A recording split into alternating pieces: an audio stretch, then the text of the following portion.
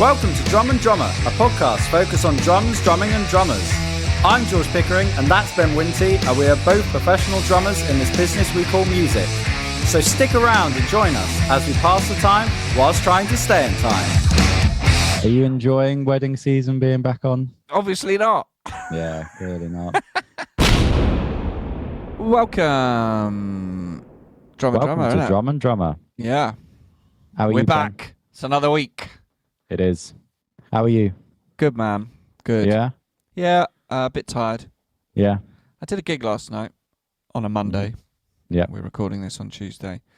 Which That's is how just days weird, work. doing a gig on a Monday. Yeah. But it was a good one. The groom was Canadian, so there's loads of Canadians in the audience, and they were just absolutely loving watching a British band play lots of British indie stuff. But Did they make it known that they were Canadian? I mean, it was obvious. In what way? What's an accents. obvious Canadian? Okay, yeah. The one thing that made me go, oh, they're Canadian rather than American, was They you were guys drinking playing a maple Billy syrup. Talent? Oh, right, yeah. I was like, oh yeah, you're from Canada, yeah. And also they were Naked- nice. They were really Bare Naked nice. Ladies as well. Canadian. Are they Canadian? Yeah, big time. Oh, Alanis Morissette. Avril Lavigne, Avril Lavigne, yeah. Sum 41. Are they? Sum 41. I think so. I might be wrong on Really? that. I thought they were like really LA, you know? You're going to Google it. Just quickly. Just quickly, because Because- we do have a guest today. But let's just have a quick Google. Yeah, Canadian. There we go. Wow. Yep. Well, fair Justin enough. Bieber. Justin Bieber, yep. Ryan Reynolds. Ryan Reynolds. Jim Carrey, if we're going to actors. Matthew Perry. Yep. Good. Well, that's all the Canadian people accounted for. Yep. Present and correct. Present famous Canadian people. Yeah. Are you good? Yeah. Good. Nothing much to report. Just except for the moustache is back. Oh, well, it's never went away. It's just grown Oh. fuller, if anything. Yeah. The 80s gig is Wednesday, and this moustache is getting full. It's getting itchy. Was that part of the contract? Yeah. I legally have to grow a moustache. to play in Otherwise, an 80s you band. will not get paid. Exactly. Yeah, that's fair Um, play. But I went for a run last night, and it got very itchy because it got sweaty, and Oh, it's just you know, it's first growing a beard, and it just irritates your skin. Where are you? Do you ever get itchy from having all that on your face? I think my general length is past the itchy length. And Never what about really the goes beard? shorter. Good. Yeah. Right. Should we dive in with the guest? Yeah, we got a guest, man. This is a good friend of mine. Yeah. And I was very much looking forward to this conversation. Cy Lawrence. He plays for a band called Strange Planes. Toured a good few times with them. With Oxygen Thief. Good laugh. Just Yeah, a good it lad. was. I'd never met him or spoke to him before, but by the end I felt like we were best friends, I'd Yeah. say. Yeah. Probably my best friend. Definitely laughed a lot. Yep. Straight from the off. Yep. And Live, laugh, love. That's Uh, what this podcast is about. that's the subtitle. But yeah, I got to know Cy on these tours, and straight off the bat, we got on very well because he sort of had that same music shit. What am I doing with my life? Sort of attitude, Yeah. and that's what we sort of bonded over. And we've been good friends, and there's always a bit of WhatsApp banter. Even had Yeah. a Zoom call with Strange Planes during lockdown. Yeah. And that was good fun. But yeah, Nice. we'll just go straight in. Straight in. Here's our chat with Cy Lawrence from Strange Planes.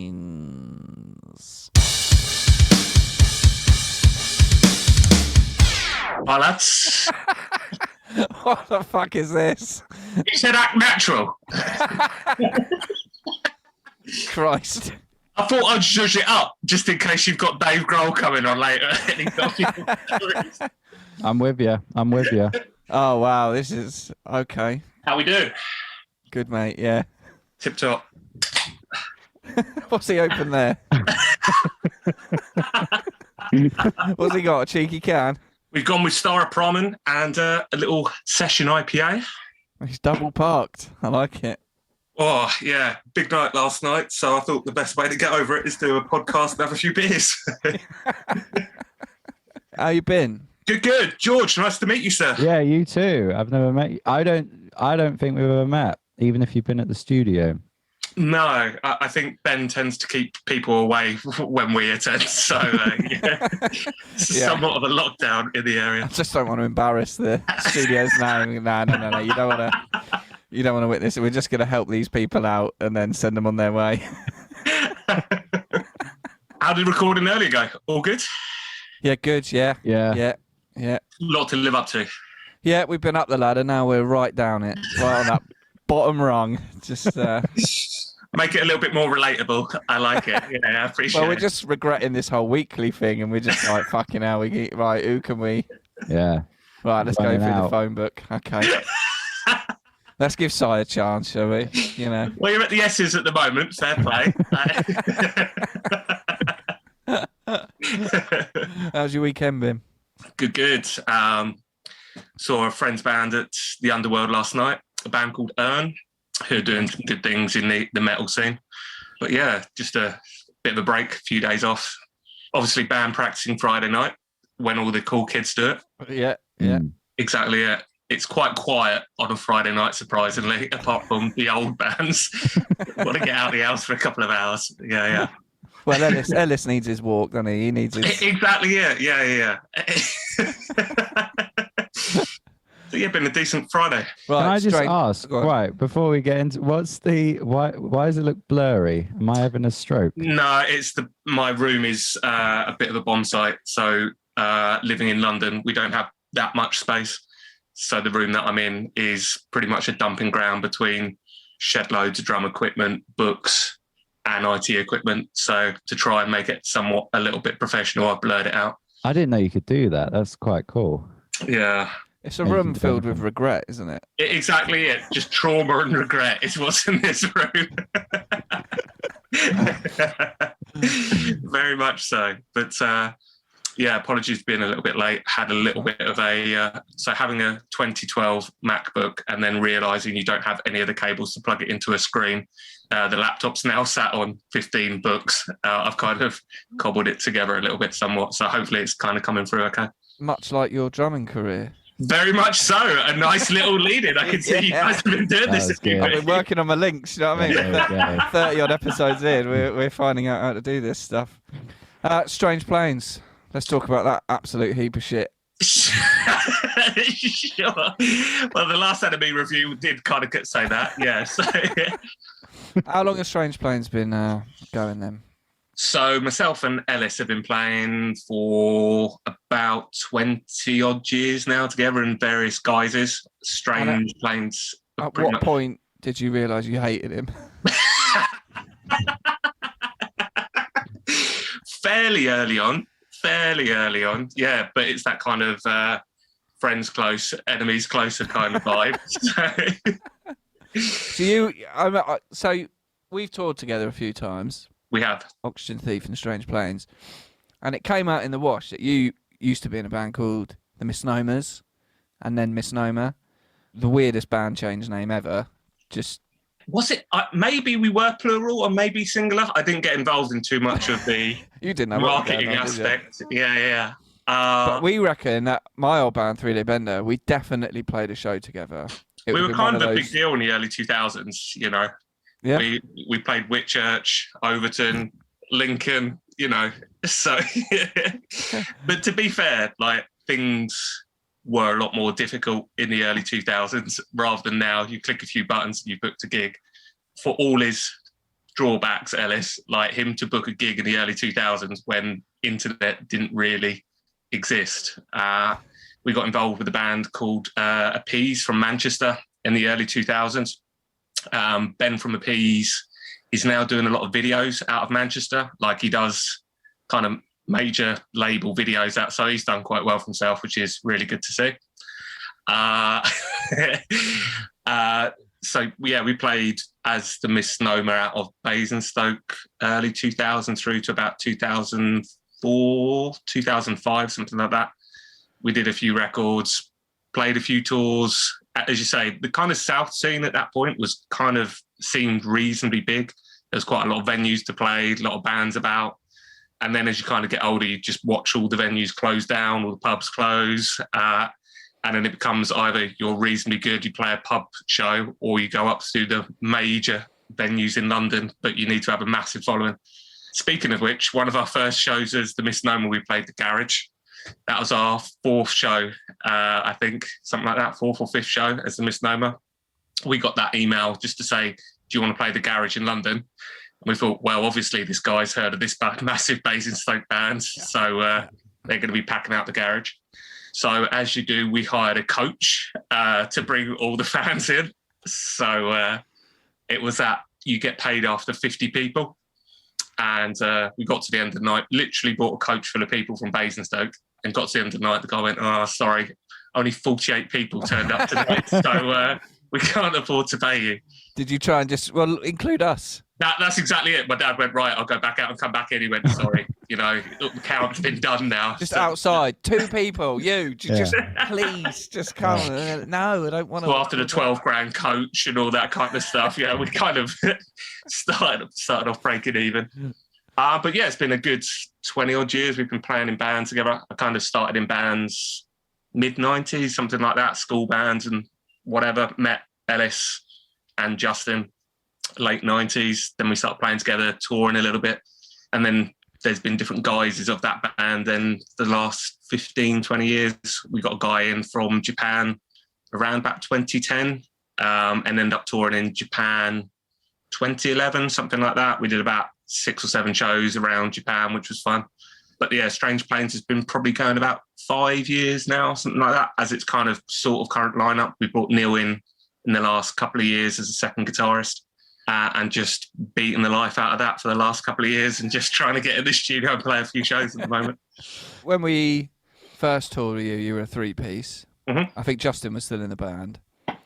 And then the next time we toured with you, you were a 2-piece. And it was like, get the hint, lads. No one else wants to be in this thing.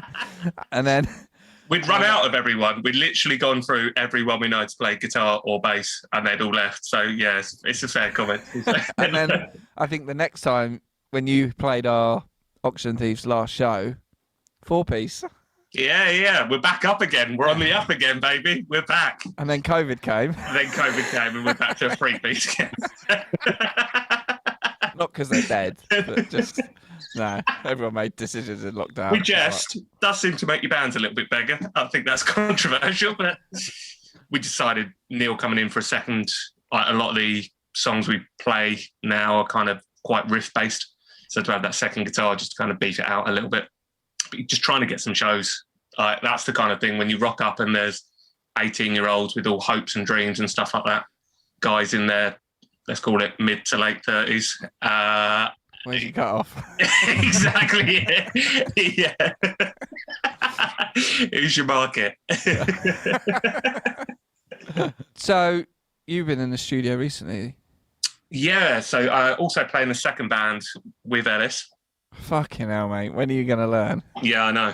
It's like having a session drummer, but not actually paying him and just bankrupting him and trying to get him to split up with his girlfriend.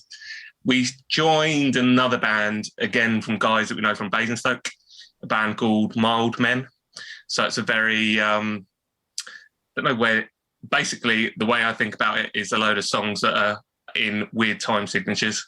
So the guys that we play with are more affiliated to big bands such as Tool and bands that don't count in 4/4. So it's somewhat out of my comfort zone. It's probably the best way of saying it. So we literally just came out from studio Ian Sadler in Kent, just in Whitstable. Top guy, great little studio down there. So we did best part of 2 weeks, and we're going to be wrapping it up, I think, in a couple of weeks' time with some vocals. But that's kind of polar opposite to Strange Planes. There's just a variance of different songs. It's rather than just heavy riffs, 4/4, 3-minute punk rock songs. These are very 5-7 minutes, bit more melodic, bit more. The word coming dystopian. Say again. There's a bit of music involved in this. Yeah, a bit of music. You got to think about it rather than hit some power chords and then hit the cymbals quite a lot. So yeah, it was good to kind of get out the comfort zone a little bit rather than doing the same thing for the last 15 years. Just kind of switch it up a little bit. Try to remember how to play drums rather than just beat the crap out of everything for. Yeah, because 4 minutes. You really do hit the kit hard. I try, but the thing is, the guys typically like crank it. So all the shows we play, it's always who can play the loudest. And I've found, just as a little kind of, I'm a bit of, if there's a new bit of kit, I tend to buy it. Through the years, I've pretty much gone through every like drum tuner, the metronome app on your phone, the Roland $5,000 electronic drum kit. I've gone through all of those at some point thinking that'll help me to be a better drummer. But one bit of kit that I got anything to avoid practice. This exactly it. Yeah. Will this make me better? Yeah. Robot arms. Let's give them a go. They're working on them. Let's see if I can. But this, have you seen these little Yamaha boxes that you put a little trigger on the bass drum? Let me quickly Google it because it is probably the best thing that I've. So you get a little brain. It's a Yamaha EAD10. You got a little brain to the side. You can kind of mount that to the left-hand side of your kit. Then put a little module on top of the bass drum that's got an XY microphone, and then it triggers off the bass drum, and it also picks up the rest of the kit. All right. So you can run a click through that as well. And I swear to God, out of everything that I've bought over the years, this thing is an absolute game changer, that you can actually hear yourself rather than competing with everybody else. Yeah. So if you've got some in-ears of just running that in, it just brings you down in volume. Thus, everybody else comes down a little bit. It really is. If they've got free ones kicking about, no doubt I'm going to break mine at some point. Just a shout out to Yamaha. I mean, it genuinely is a quality bit of kit. It's quite expensive. I think it was like £400 or something. Yamaha, if you're listening, sort this man out. Yeah, massive. Yeah. He's paid his dues. Exactly. He's played every toilet in the south, in the South Basingstoke area. Yeah, he needs your help. In the Basingstoke suburbs, we are still massive. But yeah, generally, like, if you get a chance to go through one of those, practice everything, it just makes everything a lot easier to hear. So you're not constantly trying to smash the snare drum to hear over the guitars or the vocals or something like that. So you get a good monitor coming back through. It is true, because I had a gig, I was saying this on the podcast the other week, where I was playing with a band I hadn't played with before, and it was original gig, and there was no monitor. I couldn't hear any snare or kick, so I was hitting as hard as I could. And in my head, I'm thinking, no one can hear me. But obviously, exactly it. They can, because bloody it's a small room. Man. Like, yeah, exactly it. They ruin it for everyone. Yeah, bastards. It's not only like people are there to hear drums, aren't they? That's the thing. Exactly. Yeah. The only thing they really care about. Exactly it. Who's had the toughest job to get to the gig? Yeah. Let's listen to those guys. Yeah, I agree. It's not only like hitting hard, but the kind of cramp within the first song, that's the worst, where your forearm just kind of goes completely stiff and you can't move it.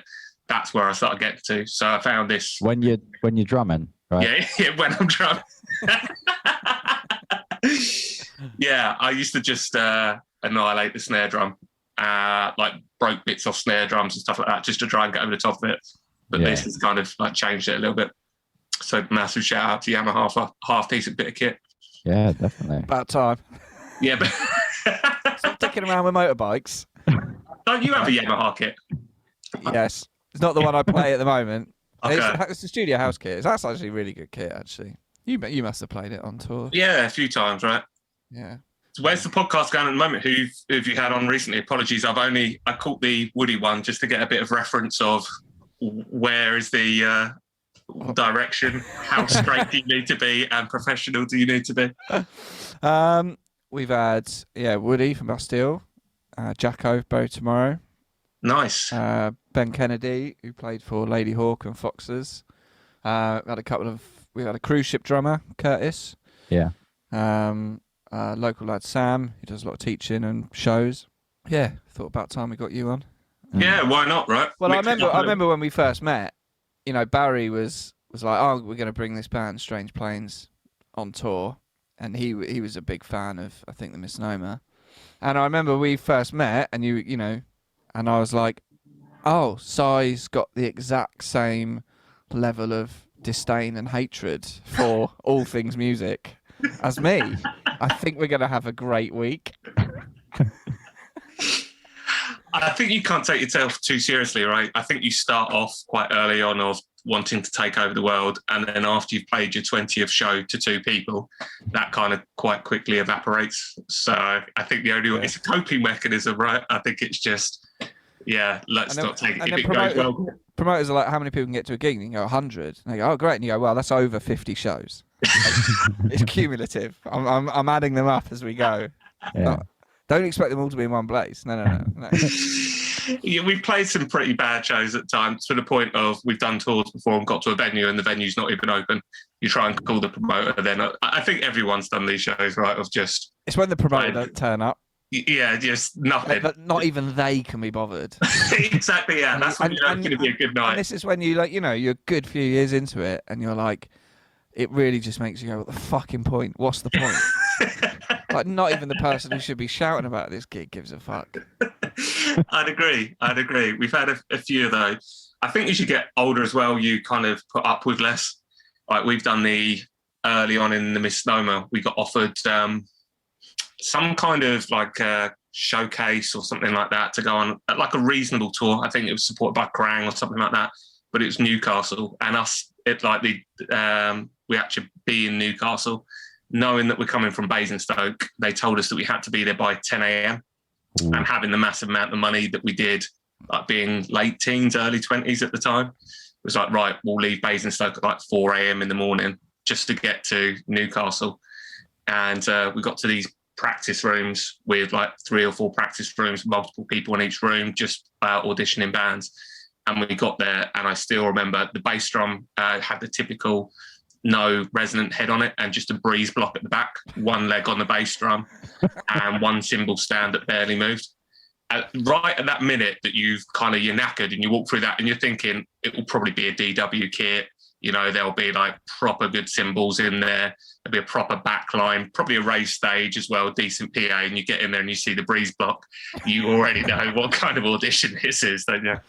So we've done all those kind of, like you say, that Wales show. I think that Wales show was in Aberystwyth on like a Wednesday or something like that.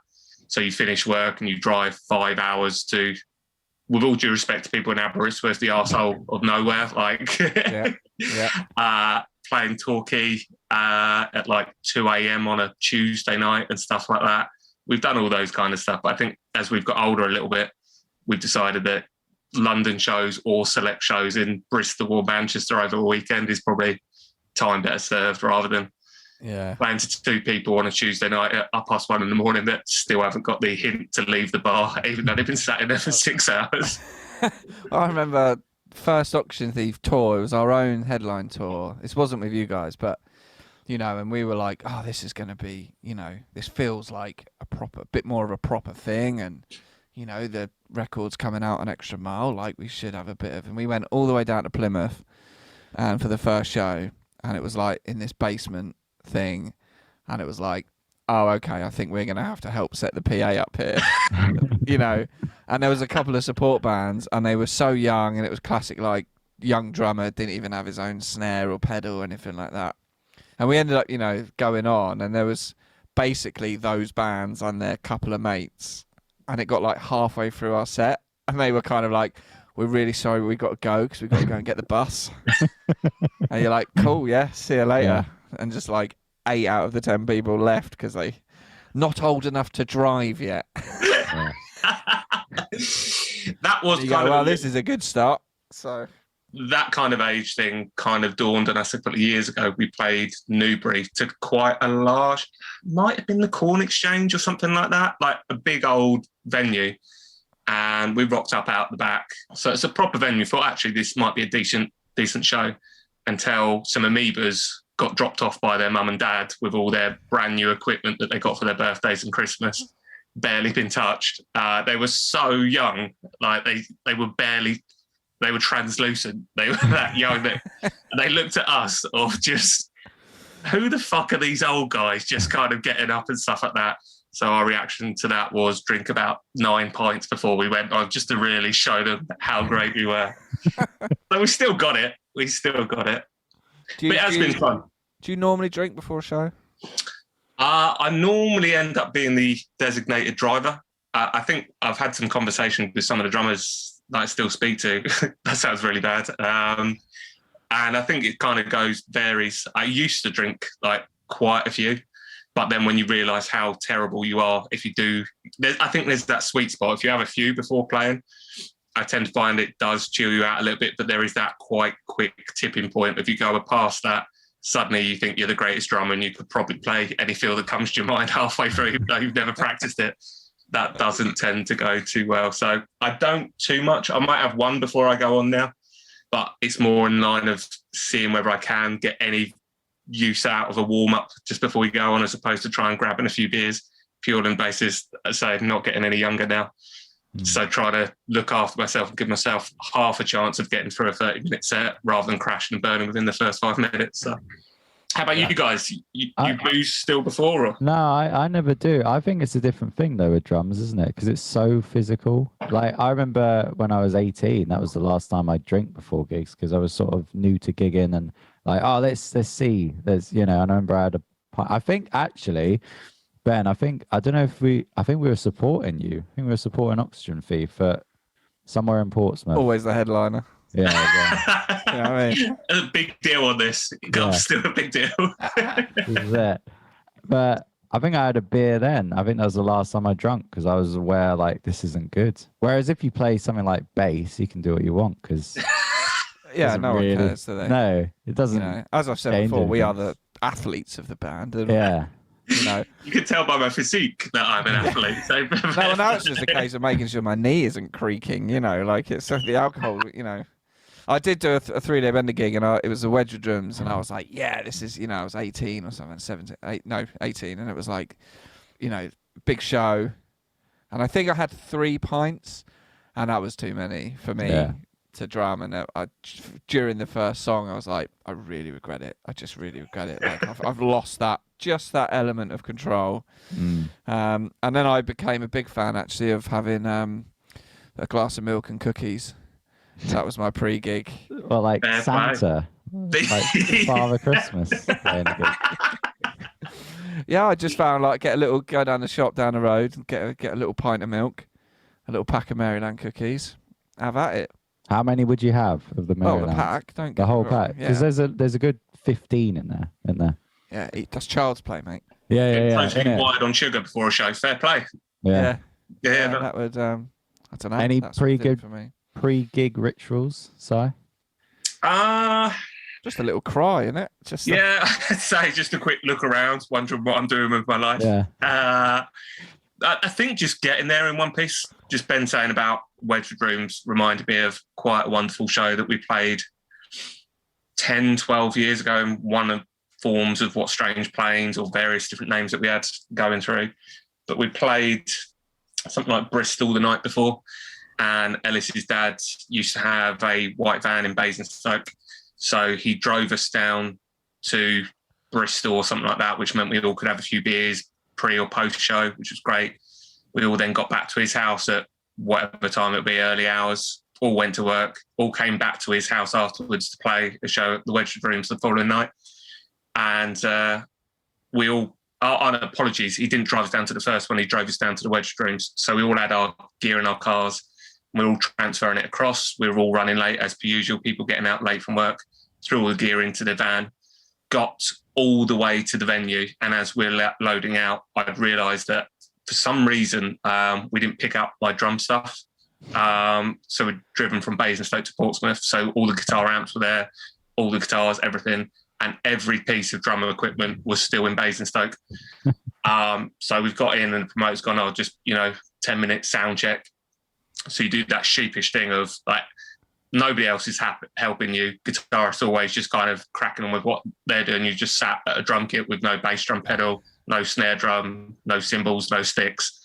Just sat there, just looking around of what we're going to do. So I spoke to one of the other bands. I said, look, mate, is there any chance I could, borrow your snare drum? And he was like, yeah, sure. And I was like, and your sticks. And he was like, and your cymbals and your bass drum pedal. And fair play to this guy. He was like, yeah, fine. And as Ben says, I do hit quite hard. So I was quite nervous about cracking his stuff. In parallel, I'd phoned my brother, who lives in Basingstoke, to go round and pick up all the equipment. And he arrived. I think we were first on Shock. We were playing, and my brother came on in the last song and started unscrewing the cymbals to put my cymbals on the last song. That was one of those shows. That was an awesome show. So I think just making sure that we get there, all the equipment's there, and we don't completely cock it up. I'd say that's probably a pre-gig ritual now of, just giving ourselves half a chance of playing a decent show now, but not so much. We used to tour with a band called Grebo out of Bristol. Again, like mid-2000, 2004, 5, 6, something like that. And I used to try and Blake out of Bristol, we played together quite a bit and tried to get into that routine of properly warming up and stretching and, listening to some stuff and playing along to it, which actually really helps. But you quickly fall out of that when you realise you get to a venue and there's zero place apart from the bar that you're in to do any warming up. There's a few drunk guys playing pool in the corner. You set up in the other corner. There's nowhere else apart from a real dive toilet to kind of warm up, and you don't really want to kind of hang around in a dive toilet to warm up. So not so much. No, that's fair. Don't you find whenever I try and warm up at places, like whatever I hit is somehow the loudest thing ever. I've been like backstage at a venue and I hit this bit of wood, and suddenly everyone looks round and they're like, what the fuck is that? Trying to do like the fastest roll on a table. I'm like, I can't do that. That's ridiculous. Should bring a pad, but no.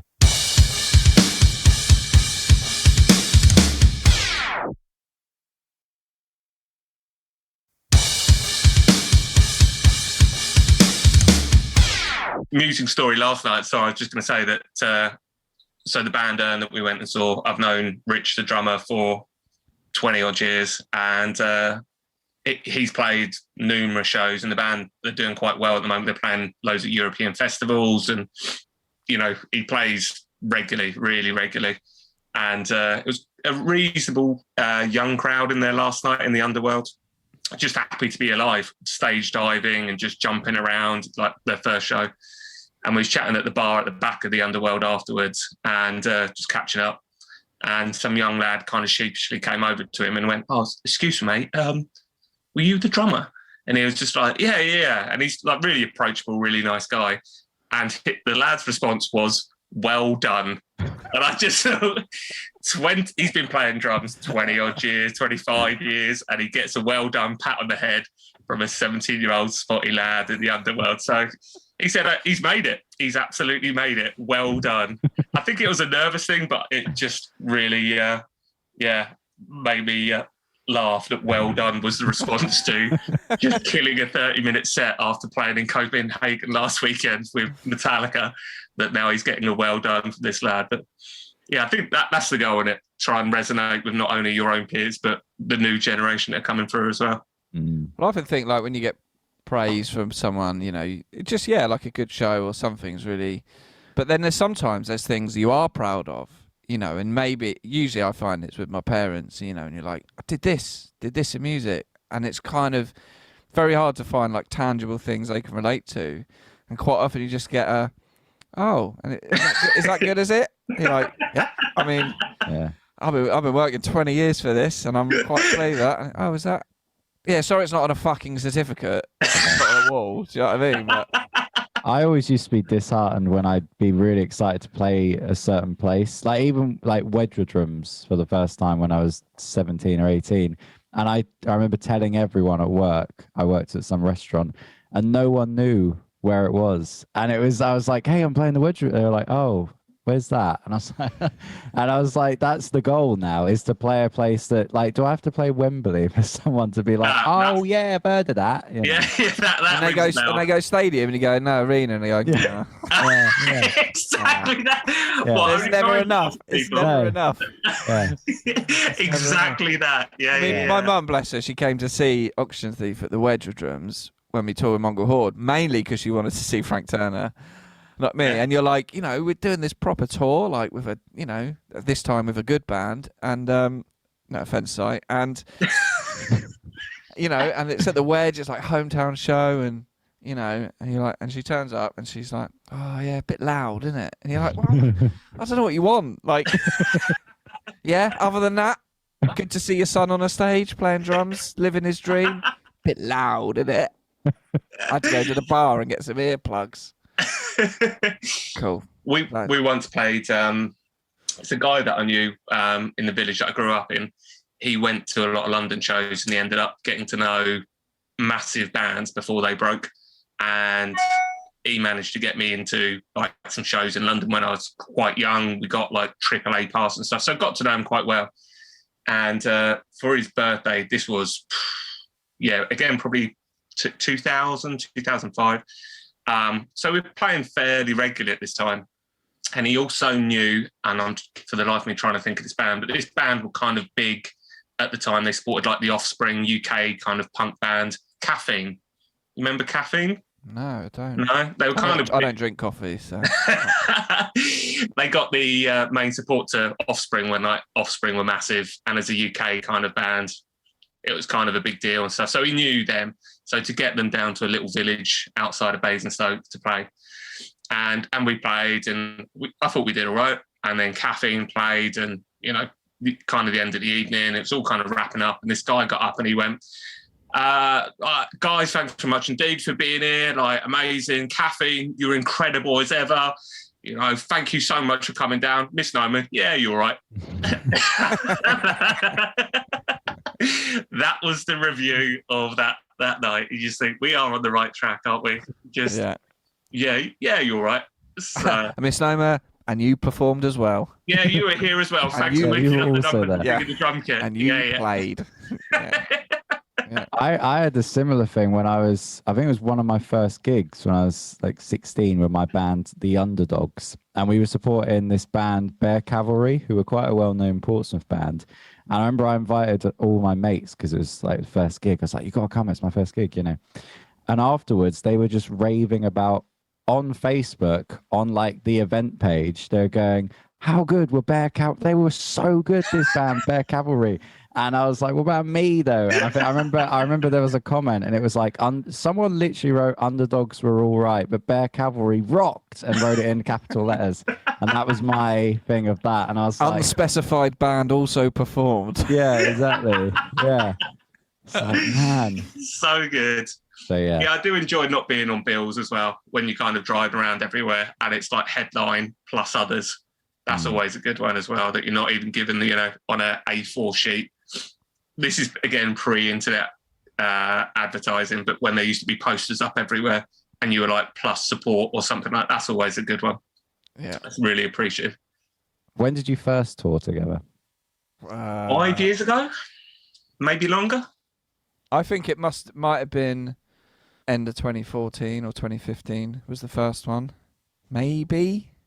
What, that first week where you properly first met for the first time? Yeah, I definitely, but because I'm pretty sure the second tour we did, but that was the one where we had the van. That we just thought, fuck it, we're going to treat ourselves to an actually nice tour van, and we had like TVs in it, and we were dead set on watching the Back to the Future trilogy. Yeah, to some protest, but we watched it. Generally, one of the nicer tours that we've ever been on. Like that one, we just thought, fuck it. We're not here to make money. We're just here to have a laugh. We even treated ourselves to hotels, and had a proper nice tour van. That's the tour where I woke up. We got pretty trashed one night, and I woke up in the middle of the night thinking I opened the toilet door, but I locked myself out of the hotel room, and then ended up walking around the hotel in my pants. And then Neil had to let me back in, not being aware I'd left the room. And I'm pretty sure I remember that I definitely have a photo of just Ellis collapsed on the floor in that. That's pretty standard for that lad. Yeah. I think we all shared it, the four of us. This was the tour that it was just me and Ellis though, right? Yeah. So I think that room was me, Neil, you and Ellis, yeah. I think it was all pretty well behaved for most of it. I think the usual just playing and then racing to how many beers at the end of the night, as many as possible. It's when you get those gigs that work out where like you can leave your gear there till the morning. And I think there was a couple of shows where our hotel was really close to the venue, so we could either just like drop the van back at the hotel, and then we weren't burdened with carrying equipment around or someone having to drive. We could just be free and enjoy some lagers. And I think we just found that we just, as the two bands, just bonded very quickly. And I mean, then we did definitely stay up in an Ibis hotel in Birmingham until about 5 a.m, just in the foyer drinking. That was definitely a highlight. Yeah, we do kind of look at the last time Strange Planes recorded was kind of back end of last year down in Cornwall. And we do get to that point now of how the hell do we still get away with going away for a week or 2 weeks to go and record like that. That is kind of, yeah, quite incredible that we're still. Does it get harder with your partners to kind of like get away with it now? Yeah, Are they like, go on, yeah, go and do your summer arts and crafts? Yeah, I think say go and do your things. I think I've had this discussion with like some bands that are like starting to do quite well of how you balance that work, personal and band. That's the one that always kind of in the back of my mind. If things really start taking off, how do you? I don't know if you've asked some of the guys that have been on of what's that tipping point where is it that you don't care? Not you don't care, but you're so focused on the band making it, that's priority.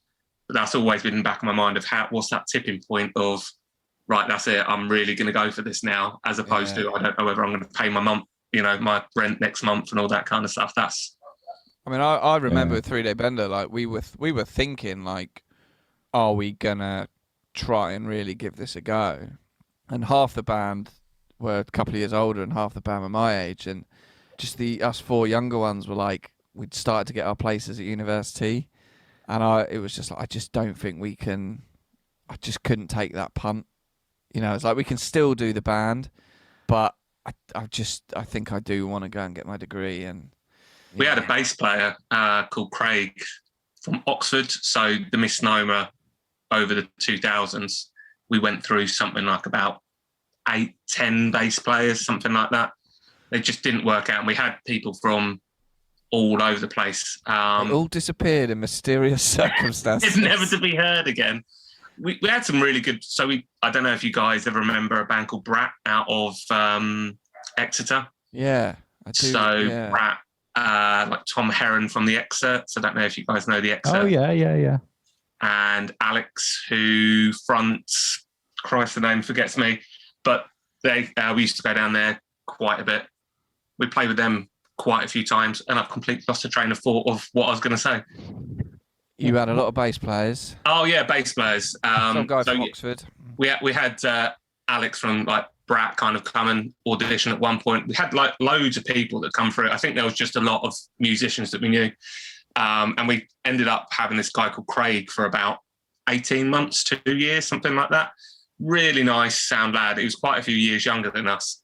And to your point about uni, he got to the point of finished college and he was like, you know, well, I'm going to go to uni. And we had a few beers with him. Really soft, nice, genuine lad. And we convinced him to ditch university to focus on the band. Amazing. Yeah, what a great shout that was. So, yeah, he did go to university because of us. So that's a real kind of badge of honour as well. Not only destroying your life, but tearing down somebody else's as well. We've got a few of those wonderful stories. Really brings joy to my heart. We had quite a few bass players over the years that they found to be the toughest. So I think once you lose that initial band of all your mates you're hanging out, bringing an outsider in, it's not only can they play the songs, are they in the same kind of thought process of where the band's going, but also can you spend hours every evening practicing and on the road and all that kind of stuff, or you just think, I can't wait to not spend any time with that person. And we did kind of have that with so many bass players. For a while you think they're all right, but then you just have those secret band chats as soon as they've left the room of no more. Like, who's going to tell him that it's not happening anymore? At the studio, when I used to work at the old Blacksmiths, do you remember that band, Ben? I think it was right before COVID. And who was the band who I won't name names because I can't remember who they were, but I remember the bassist was just a nightmare, and they were recording. They're the band that took forever to. We can edit this bit out, but they're the band that took forever to like finish with their track. But I remember seeing like a near enough a fight kick off in the reception. At the old recording Blacksmiths. started at 10. Yeah. They were having a fight at 9:55 a.m. And I'm thinking, fucking hell, I got 8 hours of this. I know. You're not thinking that's really revving them up, like they're getting into the right place now. Like this is them they're gonna tear into it. Not they're gonna kill each other. Yeah. Like use that. Use that. Yeah, use that energy. This will be great, guys. No, I remember. At me. Yeah. Well, we were sort of watching it because we were in the office, and I was watching it on the CCTV, but we could hear them, and I was like, "Best of luck with this band." But I remember the bassist. Someone, I can't remember the line, but someone said something like, "Look, I'm not going to suck your dick, Terry." And then he was like, "I don't want you to suck my dick." And I was like, "What the fuck is?" I don't know what this is even about anymore. It was all murmurs. This is pre-breakfast. Yeah. Amazing. yeah. This is it. And then this is what I think I love about being in bands, that it's still that kind of having that, like sometimes it gets really bad. I think those times where things aren't so, Misnomer kind of had a bit of a break at one point because we just spent a lot of time, and I think you just go through that phase where your life's changing a bit, or people just want things slightly different and stuff, and those looks on stage or those side conversations and those kind of stuff, it can be the best and the worst place in the world. But like you say, those kind of conversations, the place that I work, that isn't happening because everyone's getting fired. Whereas in a band, that kind of can still organically happen, which I still kind of enjoy. It's such a weird thing, isn't it? When it's like, when there's someone, I think it's different. I got an example like in a function wedding band I used to be in, but the guitarist just got more and more just hard to work with, and every gig we're like, that's the last time he's getting over, that's ridiculous. But we never got rid of him because we're British, and it was too embarrassing to say sorry, you're out. And we thought, oh, then it'll be awkward because his mate is also in the band, and even though I'm not friendly, but it was like, but yeah, I do remember it was like we'd sort of do the gig, and then afterwards I'd say to the other ones like, that's got that, I can't do this. And I think you have the looks across the stage, the looks when you hit that feel and it comes in a beat late, or you miss a snare drum and you get that look from either the singer or the guitarist just looking across, just a quick glance of, I know. And exactly. Yeah, exactly. And it was, death stares.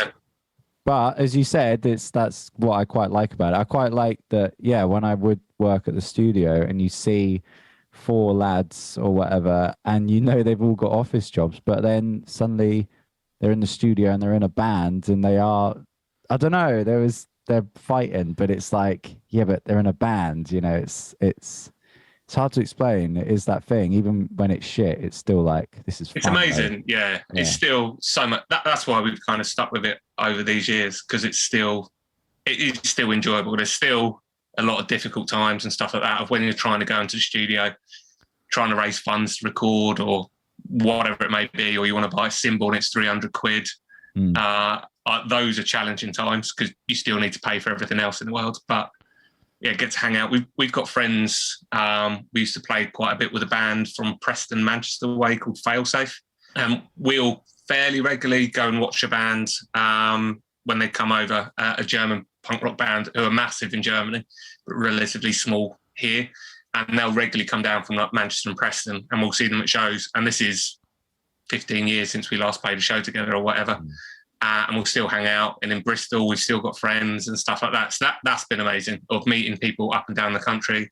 There was always a guy in Newcastle kind of way that would house bands if you're kind of going through that area, and everybody could discuss staying at that guy's house.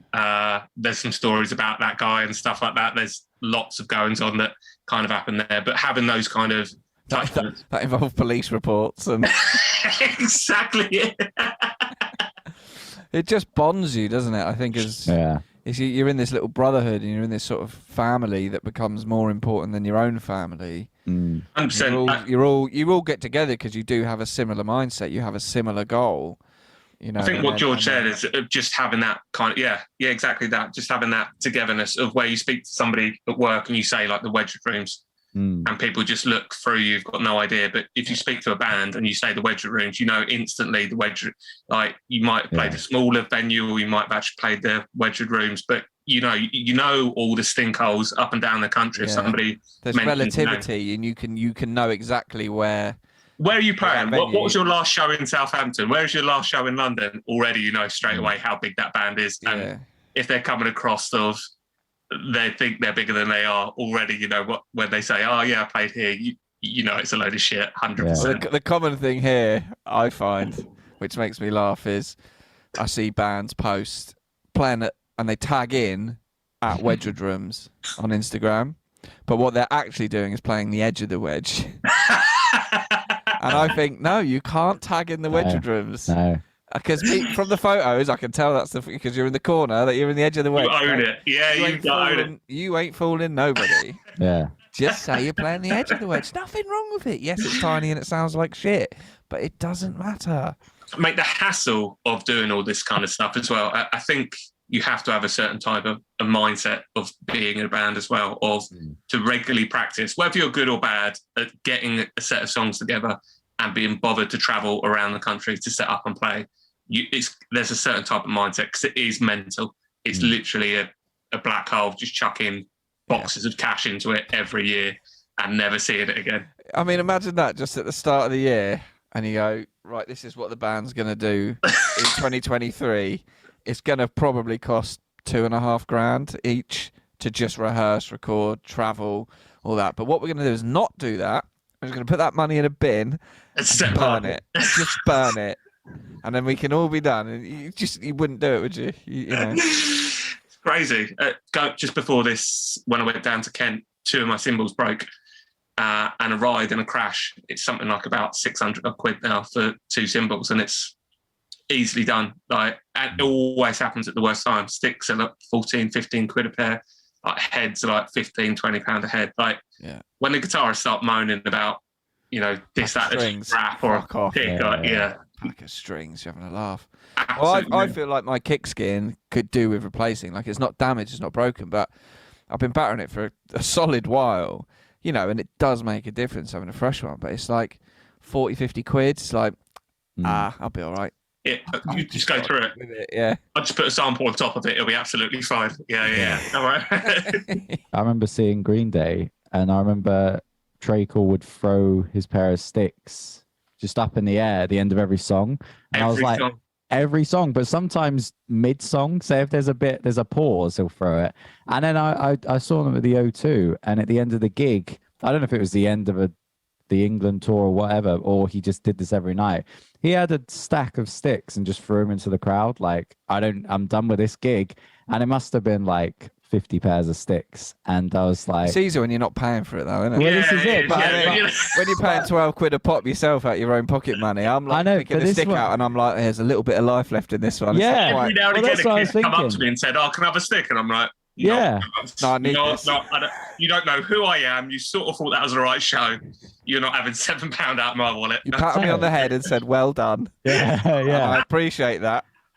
I really need this stick for tomorrow because the price of electricity at the moment is mental. It's quite expensive. You'll appreciate that. A proper dad chat. Trey Cool used to set fire to his. He went through a period of a few years of every night setting fire to his kit. Do you not remember that? He literally finished kerosene. And I remember reading like Rhythm or something like that his drum tech says, like, obviously the drums are burnt, can't use it, but the cymbals become brittle where they get so hot that you could just snap the cymbals. And he said every night they'd just literally have a new kit every single night where he'd finish the show and then just set fire to it on stage. I wonder how, like, whoever endorses him is regretting that decision. Yeah. Exactly. Man, we're endorsing Trey Cool from Green Day. He's doing what? Yeah. How many kits does he need for this tour? Who clears that up? Is that the drum tech that clears that up? Or is that like... You would hate him, wouldn't you?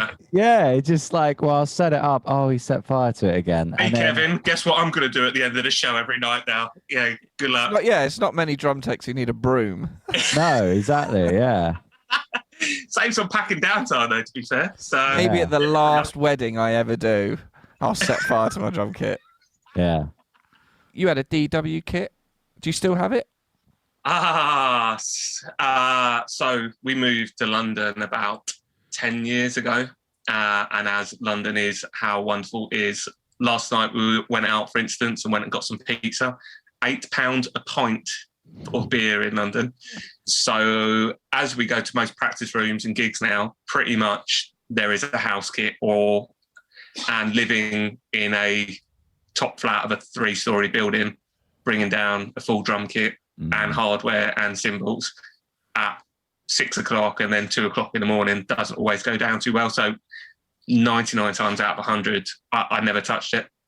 So yeah, just got to the point in London that everything got really expensive and it's just sat in my room. I'm currently just where the laptop is at the moment behind it. I've still got my first ever semi-pro kit, I think is probably the best way, a Premier XPK, like a 96, 97 Premier XPK, just because I can't get rid of it because it's the first proper kit that I ever got.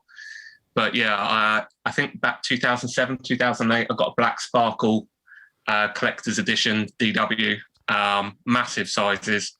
You brought that to the studio, didn't you? When you yeah. 13, 16, 18 and a 24-inch kick and a 14 point 14 by huge. Yeah, it's absolutely massive, and a snare 14 by 6.5 solid shell. Like the best thing, as you grow up, you look in these magazines, go into shops and stuff like that, and you're like, one day. And for whatever reason, I went up to Wembley Drum Centre and I was like, right, that day is going to be today. The problem is I bought that kit out. Problem is you went on the tube. Yeah.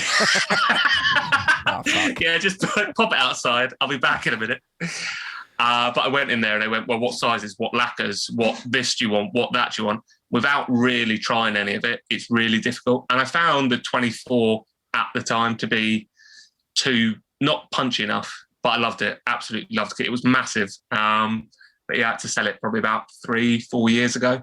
And I'd spent quite a lot on it. It was all custom. There was like a 6-week lead time on it and stuff like that. And when I went to put it up on eBay or something like that, I think I got 1,400 quid or something for it.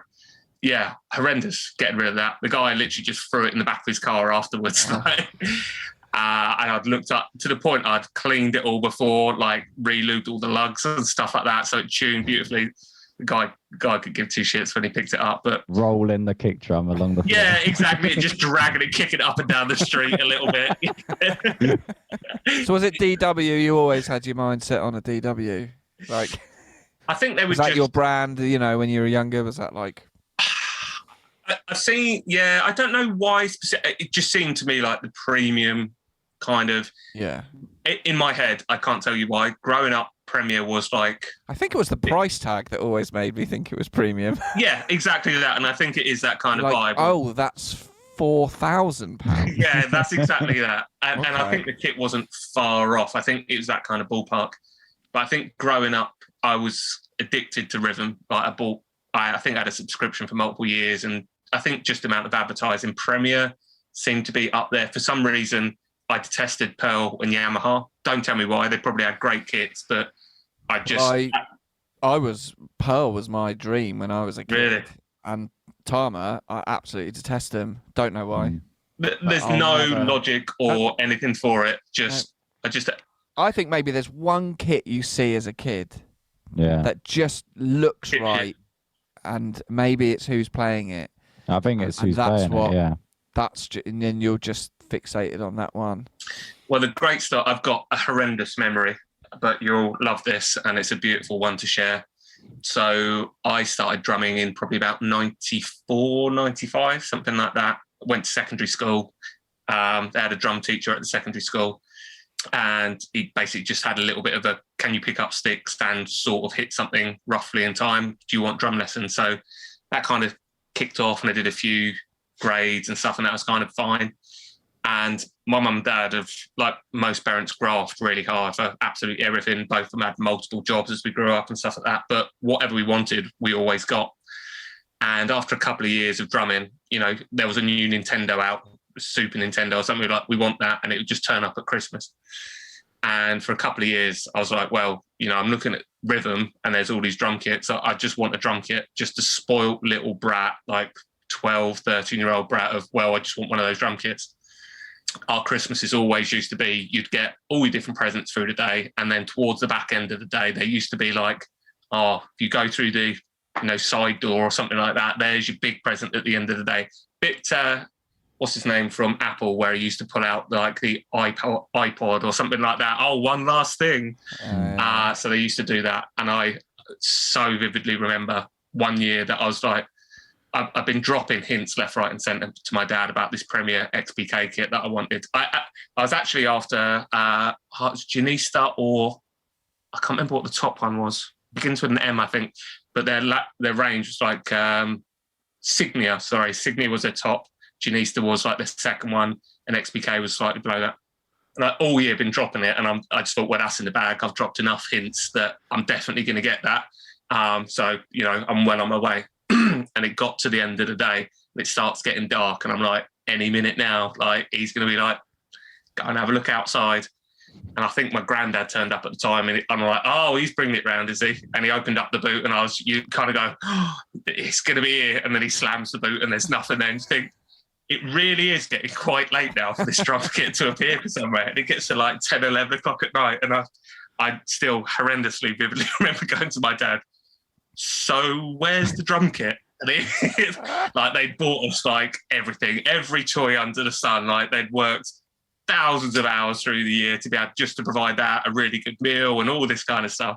Where's the drum kit? He's like, there isn't a drum kit. You've had, this Gatto Blaster, you've had all these records, you've had all this kind of stuff. There is no drum kit. And I can remember being sat there absolutely devastated that I didn't have a £700 drum kit at the end of the day. So the following year, did all the same kind of things. And me and my brother, who was playing guitar at the time, we got a bit of money from family that we didn't see that often, always get those cards with 20 quid in and whatever. We said, right, if we put it all together, we'll go to our local music shop and just get a drum kit. We'll club together and get one. And I think we managed to club together about 250 quid. And that was kind of enough for one of the basic, toothpick kind of legs on the bass drum. Yeah. It's all a bit frail, but you probably could get a beat out of it. And it was like, okay, we'll go and do that. And that year went round on Nan and Grandad's, and I got my Percussion Plus in red wine, maroon wine colour. It's like a wrap around it. And that was my first kit. And then the year after that, my dad actually did get me this XPK. So that was probably about 96 or 97. So it was like a 10, 12, 14, 22-inch bass drum and a 5x14 snare. And I've still got that, and I cannot get rid of it. But when that turned up, I was disheartened that I'd waited that long to get something that I'd already thought about I'd be getting 2 years earlier. I was like, well, it's about time that thing turned up. Like, we've all been waiting for that for the last couple of years, which is like the most spoiled brat thing that outrageous. In hindsight, thinking of, because he got it from Paul Percussion. I don't know if you guys ever went to Paul Percussion. It was just on the outskirts of Paul. Really good guys. I think they closed about 3 or 4 years ago. But he'd driven all the way down there, had a chat with them of, what would be a good kit and stuff like that. But yeah, my mum and dad got us a XPK that's still sat here now. But I got rid of the DW, but I just couldn't get rid of the. Have you guys still got your first kits, or did you get rid of them quite early on? No, I threw mine in the dump, took it to the tip. I actually posted a picture on the Instagram today because I think it was. My mum and dad also bought mine. I just threw it in the dump afterwards. Yeah. Because it was a year late. Boxing Day. Yeah, exactly. Fucking threw it in the tip. Teach him a lesson. I said, this is my Christmas ruined. Yeah. Make me wait another year for this. Yeah. This is a shit. This is what I think of your drum kit. Exactly. In the bin. Straight in the bin. You heard a band called Green Day. You've seen what they do to those drum kits. Yeah, watch what I'm going to do. Yeah, exactly. It's horrendous. Like, it's a story that still haunts me of knowing how I asked my mum and dad, and all my response was, well, that was late. Like, that's unbelievable. Like, he'd worked so hard. He's gone to the shop multiple times, spoken to him, ordered it enough time so it turns up for Christmas and all that kind of stuff. Before we go, Strange Planes, where can people find you? So we're literally finishing our latest EP, mixing and mastering at the moment. So that should be done over the next couple of weeks. So Spotify would be the best place to find. Including a couple of tracks you recorded here. That'll be on there. Yeah. So those are all up on the Spotify. being the age we are, we're terrible at social media. So we're going to try and pick that up over the next couple of weeks on Instagram. And is that all left in Alice's hands? Yeah, we try and share it out a little bit, but the content isn't always great content. Like what we find quite amusing and relevant is not probably within the public domain. So I'd say that's like the podcast, to be honest. Really hit the sweet spot of what people won't flick through within about half a second. No. So yeah, we're going to put some stuff together. So we're on strange_planes on Instagram. So we're going to be putting loads of stuff out over the next couple of weeks leading up to the release of our latest EP. And then, we should be hopefully getting out for some shows towards the back end of this year. In the North London area. In the North, within about 5 minutes of my house. So I can be back within, I would typically agree. Sweet. Well, we'll link everyone to Strange Planes stuff because I really like it and I really enjoyed playing shows with you guys when we did tour. Cheers, mate. And I very much kudos drumming. Much appreciated. Yeah. Thanks for coming on, man. Yeah, thank you. Absolute pleasure, gentlemen. Absolute pleasure. It did not disappoint. I was really looking forward to this one.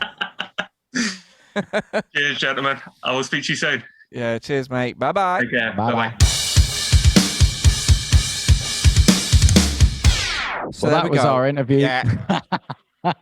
There you go. There we go. That was our chat with the charming Cy Lawrence. Very funny man. Very funny man. It was a good time. I definitely sort of was crying a bit with laughter at some points, maybe. Yeah. But go check out Strange Planes. Find him on Spotify and all that. We'll put a link. Actually, me and Ellis, the singer from Strange Planes, in one of the lockdowns, I just texted him. I was like, can you record guitar and vocals at home? And he was like, yeah. And I was like, do you want to write a song? And he was like, yeah. And then he sent me the stems. I recorded some drums here and we made a song remotely and we did a little video and put it on YouTube. Nice. So I'll put the link in that. It's quite good, actually. Yeah. Yeah. It's such a 2020 thing to do, isn't it? Record a song remotely. Yeah. Sort of carried on in a way, a bit, but, Yeah, it's the modern way.